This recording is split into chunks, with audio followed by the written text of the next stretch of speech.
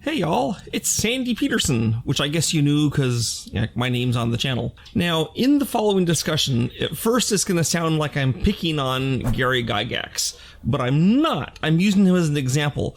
Also, by the end of the discussion, you will see that in fact I have a lot of respect for Mr. Gygax. So if you only watch the first 5 minutes of this before going off to see something else like cat videos, be aware that I know that Gygax changed the gaming world for the better. I like Gygax so much I even bought his game about the Battle of Gaugamela. Like, who has that besides me, right? I don't know. This story I'm going to tell happened in the early 90s, and I was at a game convention in Long Island. We had a panel, and there was me there as author of Call of Cthulhu and other things. There was Ken Ralston, who did a lot of role-playing stuff, not games, but expansions, and who also, later on, was the designer for the Oblivion digital game, which is pretty great. So Ken really made his chops, but that was after that time. And then there was Gary Gygax. Now, we sat there, and a question came to the panel. And the way we answered the questions is usually me and Ken would answer it first, and then we turn the time over to Gary because, like, he was, the elder statesman. Obviously, he was the big pull of the panel, and we'd always let him have the last word. So a person asked, what other games do you look at and play, and how do you use their ideas to help your own design thing? So I answered, and I said, oh yeah, I play and read a lot of games and get ideas from all the time. And then Ken Ralston went in and said, oh yeah, I get ideas from all these other sources, and we talked about it. And then Gary Gygax had the gall to sit there and say, I never play anyone else's game so that my ideas won't be tainted by other people's concepts and they come pure from, I guess, the head of Zeus or something. And Ken and I turned and looked at Gary, and our jaws literally dropped open, like, and we couldn't believe he was saying that. We didn't do that. Like, it was just like, we were stunned that he would say that, because both Ken and I knew that was a bald-faced lie. It's obvious that Gary read other games and did other games, and of course he did. There's nothing wrong with that. Now, that event did lose me some respect for Mr. Gygax, but to be fair to him, this happened only 5 or 6 years after he got kicked out of his own company, TSR, and he was probably trying to reestablish himself as a designer and a creator, and he mistakenly thought that having people think that all his ideas came from his head would boost his image. I think he's wrong, but yeah, that's what he's thinking. Now, I'm also going to say that I knew Dave Arneson. Now, Dave Arneson was the original creator of the idea that led to D&D. Therefore, it's really ironic that Gygax said he never read anyone else's stuff, because in fact, the reason that Gygax was a great designer was that Gygax stole great ideas. Dave Arneson came up with the idea of players controlling individual characters, adventuring into fantasy world with magic, even dungeon exploration. He even had a game master screen to hide behind. Gygax had been working on and playing this role-playing game for almost a decade, but he didn't have any solid rules written down. It was all kind of in his head. Now, Gary Gygax recognized this was a compelling concept. He took Arneson's ideas and he wrote them down into a rule set that became Dungeons & Dragons. There are sites today online that say Arneson was the real designer and Gygax just put it into a game. But the fact is, if Arneson had been left on his own, role-playing games wouldn't have been created. It required Gary Gygax to first recognize the genius, second, write it down, and 3, get it published. So Gygax, because he stole or worked with didn't steal it, right? Worked with Arneson, was able to create role-playing things. And it wasn't just Gygax thinking it up on his own. And he never said it was. But now let me say that the title of this is How to Steal Ideas. I'm not saying stealing just anything is fine. You shouldn't steal jokes. You shouldn't steal magic tricks. But you can steal or build on the ideas behind them. The fact is, if we can't expand on and develop what came before us, we will never progress. If some unknown genius hadn't created the wheel, then someone centuries later created the wagon, and then the locomotive, and you get the idea. You work with what has been given to you. Newton and Leibniz invented calculus, the mathematical system. But then A century later, calculus got applied to astronomy and physics. Today, we even use it in economics. It's an amazing tool. But what would have happened if the people who used calculus felt they didn't want to taint their mathematics by using someone else's adventure?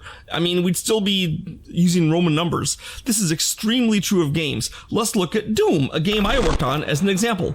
So, the idea of a 3D world in which you maneuver came from Ultima, Dungeon Master, and other previous games. The idea of a game where you're shooting the bad guys is from Battlezone.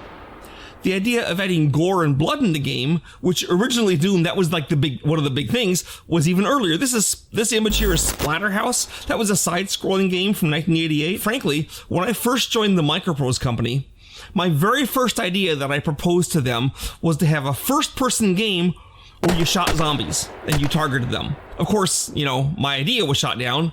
And instead, my first job was to work to adapt Sid Meier's Pirates game to the Macintosh. But when I went to id Software in 1993, lo and behold, they were making a first-person game in which you shot zombies.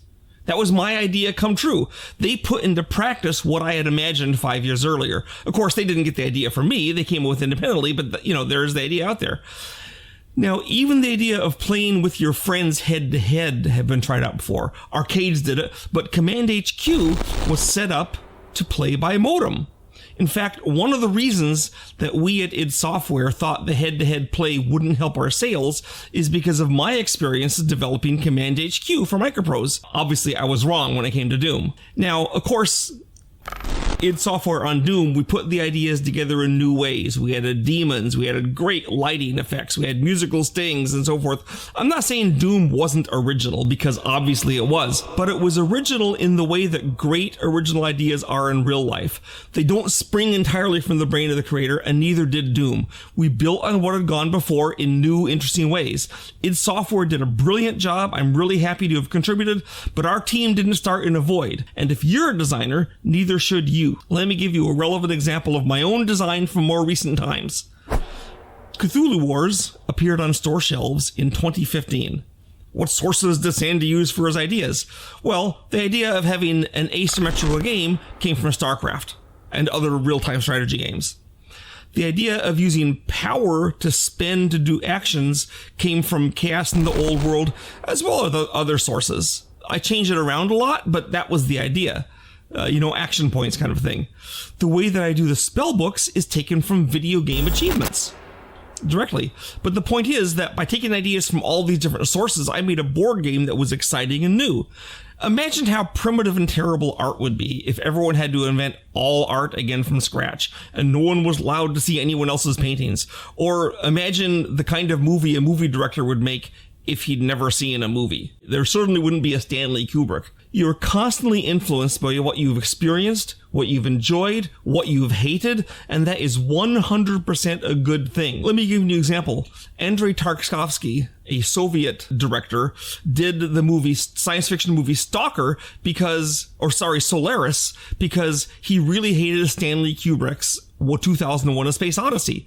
So because of his reaction to Stanley Kubrick's movie, which inspired and distracted him, we got Solaris too. So we had two good movies out of it. Now, don't get me wrong. I'm not saying we should steal things whole cloth. It's one thing to take a good idea and work with it. Guillermo del Toro's film Crimson Peak is filmed with stuff that imitates Mario Bava, because Guillermo del Toro loves Mario Bava's stuff. That's an homage, not a steal. Or look at these two images. One is the 2015 movie We Are Still Here, which was influenced by Lucio Fulci.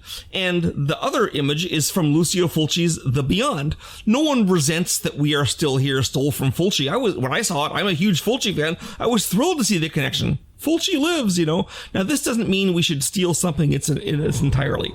Milton Berle, the comedian, was famous for stealing jokes. Naturally, other comedians hated this because jokes are their livelihood. I heard a story once, I don't know if it's true, but back in vaudeville, when you'd go on stage and do a whole patter, Milton Berle was famous for having stolen jokes from every other comedian. And in fact, he joked about that. So one of the other comedians found out that Berle was going to do his show at this certain theater. So he was going on before Berle. So he went on and he'd copied and did Milton Berle's entire show, almost verbatim. Now, Milton Berle wasn't watching the show, because usually before you go on in vaudeville, you're like off in the bar drinking or hanging out. So he didn't see it. So Berle gets up after this guy had sat down, and then Berle gives his spiel, which had already been given the other guy, and he didn't get a single laugh. He was booed. He had no idea what had gone on. Now, I'm not saying what the other guy... Well, I do kind of like what the other guy did in this case, and it kind of taught Berle a lesson. But look at it this way.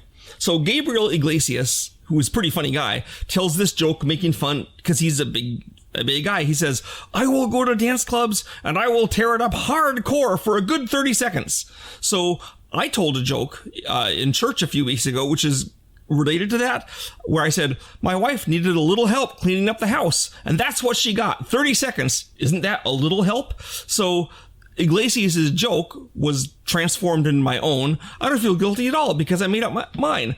Thanks, Gabriel. I guess what I'm saying is you should absolutely take ideas from other sources and make them your own. Don't just reskin them, adapt. If somebody did an Alien Wars game which was identical to Cthulhu Wars except for the names, I'd be mad. Now look at these two games. Both have a big black box. The second one, Cthulhu Rise of the Cults, came out shortly after Cthulhu Wars. My first reaction was, hey, these guys are copying me. But was I right? Let's see. They both have big plastic monster figures in red, blue, yellow, and green. My figures are bigger, but I have more of them, but my game costs more, so there's that. Still looks like they copy me. The first word in both game titles is Cthulhu. Both are area control games. Players have their own spells and rituals. I don't know for sure, because even though I own Cthulhu Rise of the Cults, I have never played it. I was discouraged from playing it when I found out that the big figures are ritual markers and not actual monsters. Not that ritual markers are bad, but they don't really seem to require plastics, in my opinion. Anyway, I might have designed myself an amazing game experience.